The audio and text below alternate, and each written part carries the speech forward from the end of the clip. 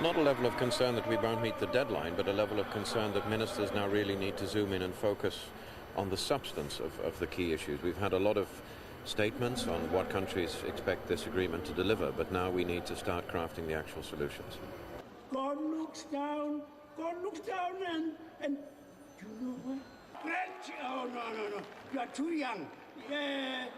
For persuade them to be sensible like you.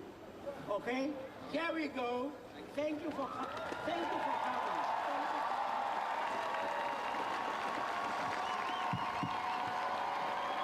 you.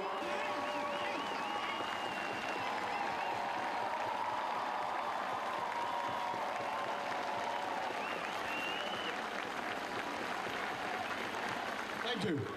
My concerns are that the negotiations don't seem to be proceeding to a logical conclusion, but I think in the second week you would see, in my view, a substantial amount of progress.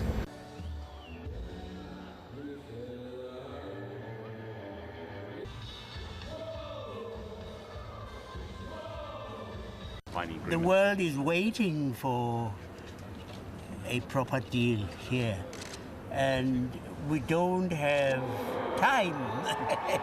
And we have only this one world, you know. If it goes, we're all done. Do you have a message for the young people that will be the future leaders?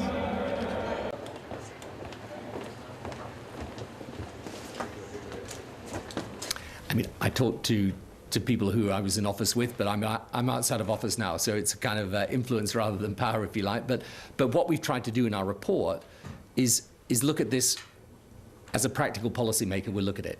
And we've had a great campaign on climate change, and that campaign has awakened the conscience of the world, and that's the reason why Copenhagen's happening. But if you compare Copenhagen with the previous treaty, Kyoto, the Kyoto Treaty was essentially about making a point. Climate change matters. Copenhagen's got to be about making a policy, and that's a very practical and realistic thing to do.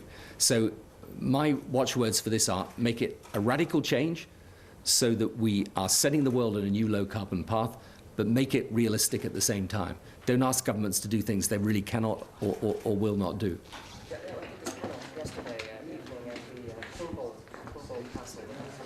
I mean, I just think that the basis of this is to get it moving and get it underway.